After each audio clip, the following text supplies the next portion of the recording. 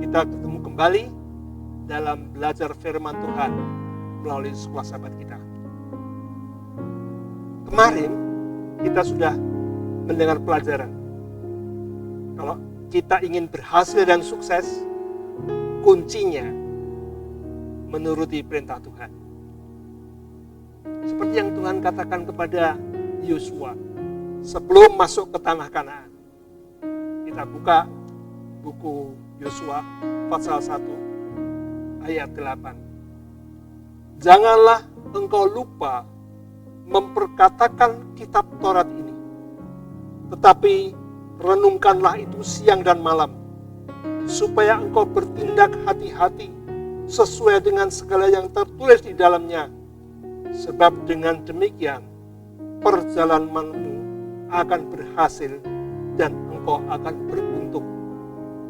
Berhasil dan beruntung di sini tanda kutip, menurut ukuran Tuhan, bukan ukuran duniawi.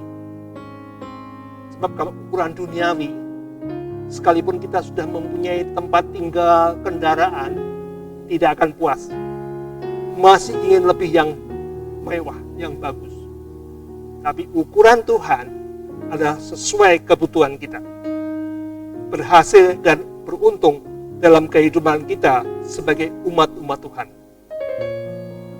Saudaraku, pelajaran kita hari ini, hari Kamis 15 Oktober, berjudul Yesus Teladan Kita. Pertanyaannya adalah, mudahkah menuruti hukum itu? Mentaati perintah-perintah Allah itu?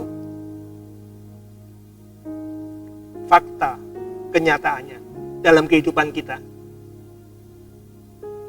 banyak gagalnya, bukan? Tapi jangan kecil hati. Saya tunjukkan contoh orang besar dalam Alkitab yang juga selalu gagal dalam menuruti perintah Allah. Orang itu adalah Rasul Paulus. Kita buka buku Roma pasal 7. Roma pasal 7 mengatakan demikian. Ayat 22. Sebab di dalam batinku aku suka akan hukum Allah. Rasul Paulus katakan, aku suka akan perintah Tuhan, hukum Allah. Tetapi ayat 19. Sebab bukan apa yang aku kehendaki, yaitu yang baik, yang aku perbuat, melainkan apa yang tidak aku kehendaki, yaitu yang jahat, yang aku perbuat. Dalam hatinya, dalam pikirannya, ingin menurut Tuhan, ingin melakukan perintah Tuhan, tetapi dalam prakteknya, apa yang baik, yang tidak ku kehendaki, itu aku lakukan, yaitu yang jahat. Kenapa? Ayat 14. Sebab kita tahu bahwa hukum Taurat adalah rohani, tetapi aku bersifat daging, terjual di bawah kuasa dosa.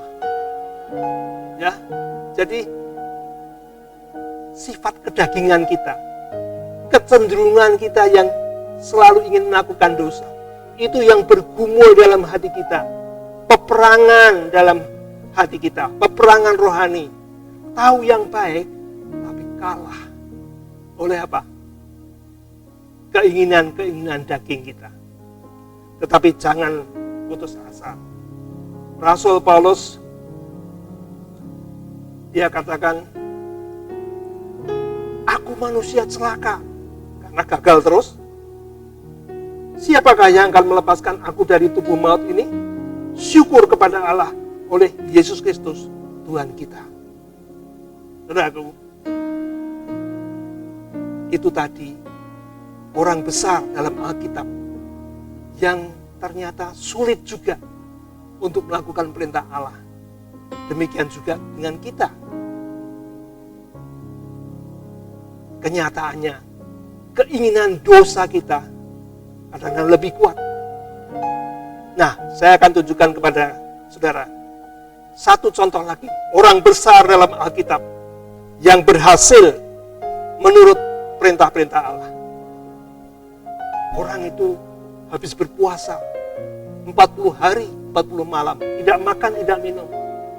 Setelah itu datang iblis menggoda, menyuruh supaya dia dalam keadaan lapar, merubah batu menjadi roti. Sebagai manusia, jangan lupa, dia Yesus yang sekalipun Tuhan, dia adalah manusia 100% waktu di dunia, yang punya kelemahan, lelah, sedih, dan juga gentar hatinya, dan tentu juga lapar. Tapi dia tidak mau menuruti kata-kata iblis. Dia ingat apa yang tertulis dalam Alkitab. Itulah yang dia buat melawan godaan iblis. Dan 2 pencobaan berikutnya, dia juga menang. Jangan katakan, oh karena Yesus Tuhan, tidak bisa berdosa. Tidak. Dia 100% manusia waktu di dunia. Dia tidak gunakan kealahannya. Nah, apa kuncinya? Dia berhasil. Banyak Alkitab yang menjelaskan kuncinya. Saya ingin berikan satu kunci saja, yaitu di dalam Filipi 2 ayat 8. Salah satu daripada pribadi Yesus. Sebab Allah adalah saksiku. Maaf. Dan Filipi 2 ayat 8. Dan dalam keadaan sebagai manusia, ia telah merendahkan dirinya dan taat sampai mati, bahkan sampai mati di kayu salib. Merendahkan dirinya. Saudaraku, kalau kita sebagai murid, belajar di kelas, kita harus merasa kita itu orang bodoh, orang yang belum tahu pengetahuan, dan kita membuka hati kita, kita hormati guru kita, apa yang disampaikan kita dengarkan, kita renungkan siang dan malam, maka itu apa? Menjadi satu pengetahuan dalam pemikiran kita. Kalau kita lakukan itu, kita menjadi murid yang berhasil. Saudaraku, kerendahan itu memerlukan kerendahan hati. Kalau sebagai murid kita sudah merasa, saya juga tidak kalah dengan guru saya, pelajarannya tidak akan masuk dalam pikiran kita. Tapi kita harus membuka hati kita. Kita mengakui keterbatasan kita, kita terima ajaran guru kita, dan kita kemudian renungkan, hafalkan, menjadi murid yang berhasil. Itu salah satu daripada kunci daripada Yesus. Nah,